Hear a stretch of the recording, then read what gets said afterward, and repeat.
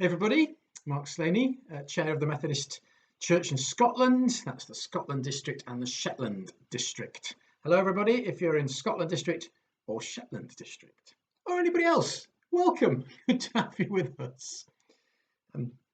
Third in this little series of videos trying to help us develop and deepen our practice of prayer in this year of prayer for the Methodist Church in Britain 2021, particularly trying to embed ourselves, deepen ourselves in a practice of prayer that roots us in God as we take up our God for all evangelism strategy. And you can see this time, nothing on the wall behind me. The space is empty and bare. It's waiting for a picture to be hung. And I'm not particularly well lit because Advent, of course, is that season of light and candles in darkness and shadows. A reminder of the season that we are in as we approach Christmas through the journey of Advent.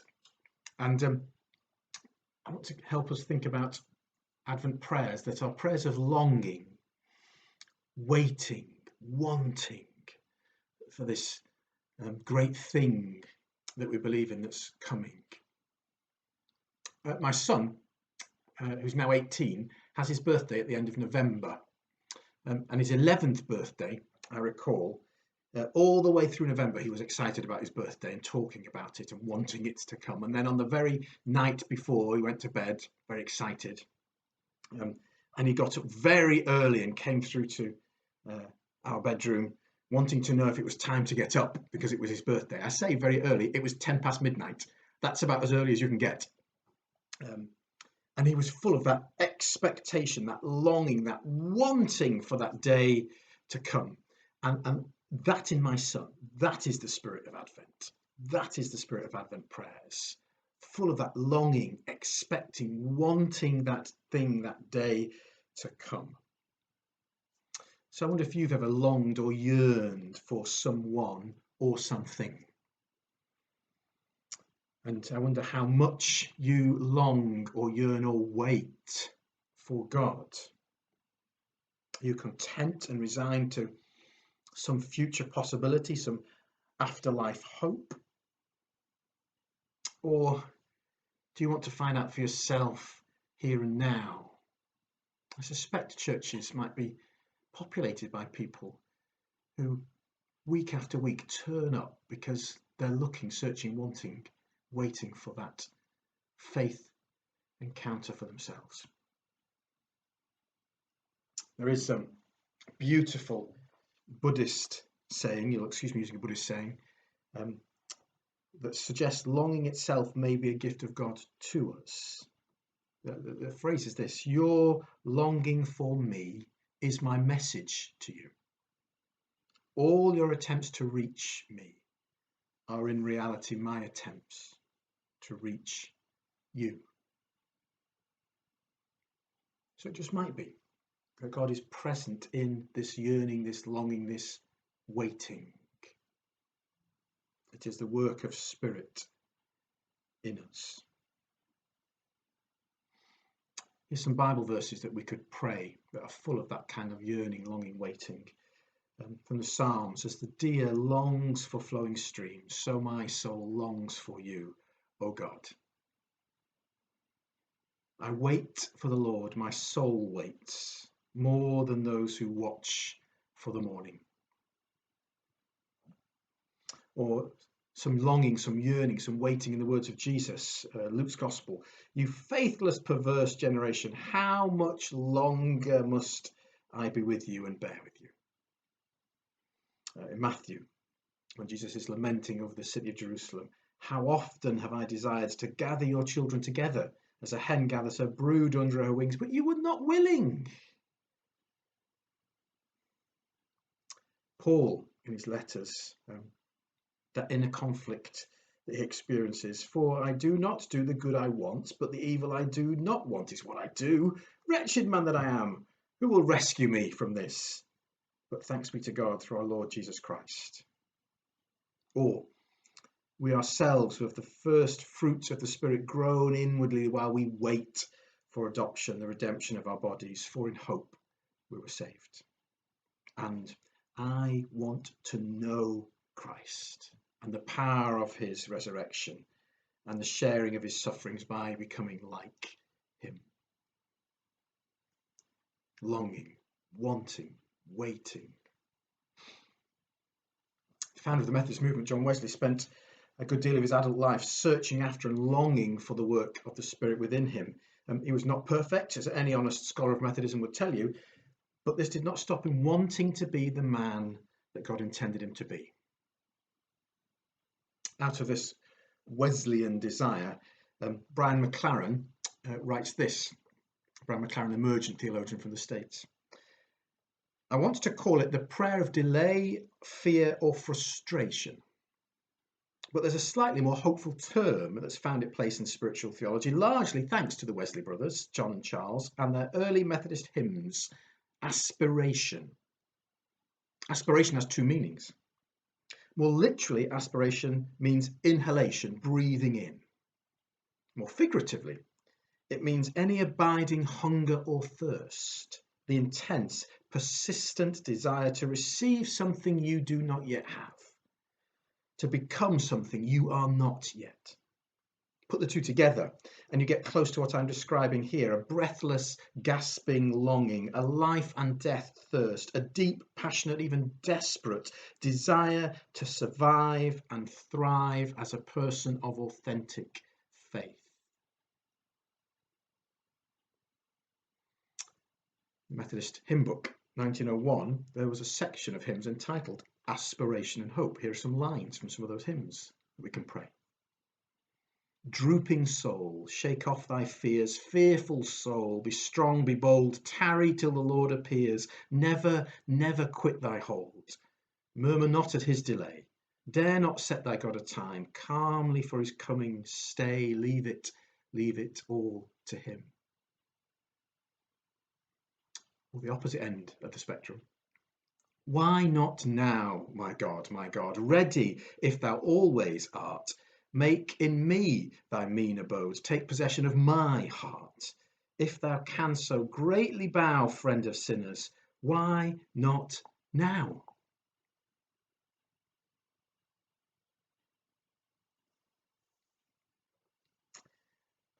Just be honest with you and say that I'm not sure that my own longing for God is breathless, gasping, desperate thirst, but I do know that I want more of God in me and the world around me than, say, I did a year ago.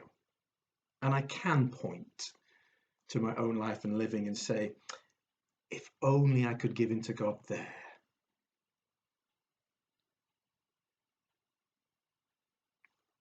The Advent image of pregnancy or expecting, both Elizabeth and Mary, or being born again in John 3, could spiritual longing be a sign of the growth of God, of Spirit within us?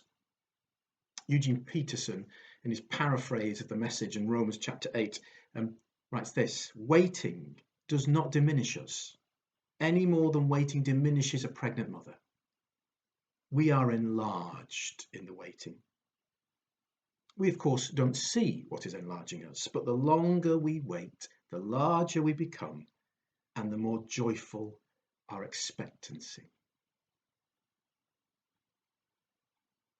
What if we chose to see and hold such longing as God growing in us?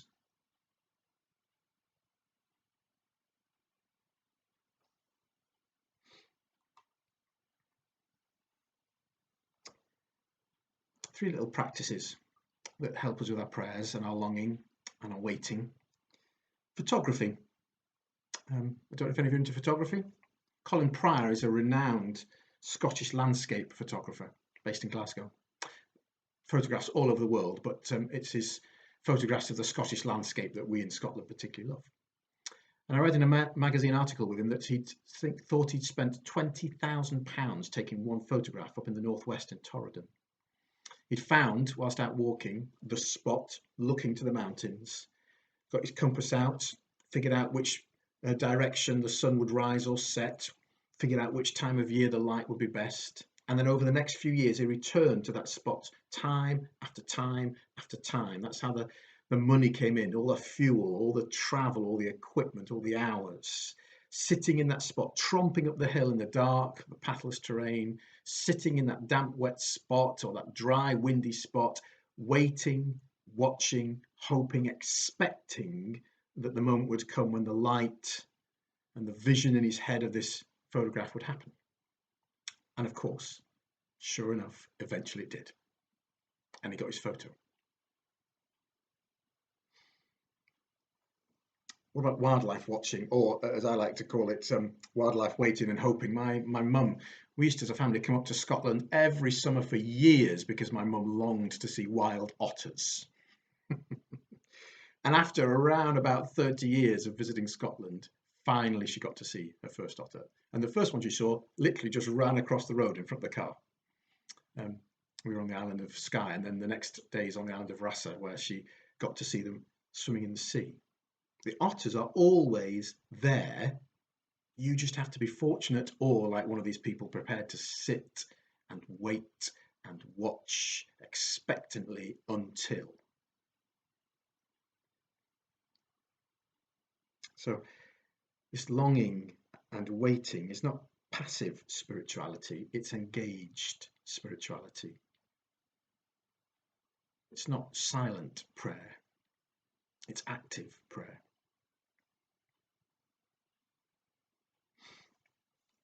From Catholic mystic and spiritual teacher Henri Nouwen, waiting is a period of learning.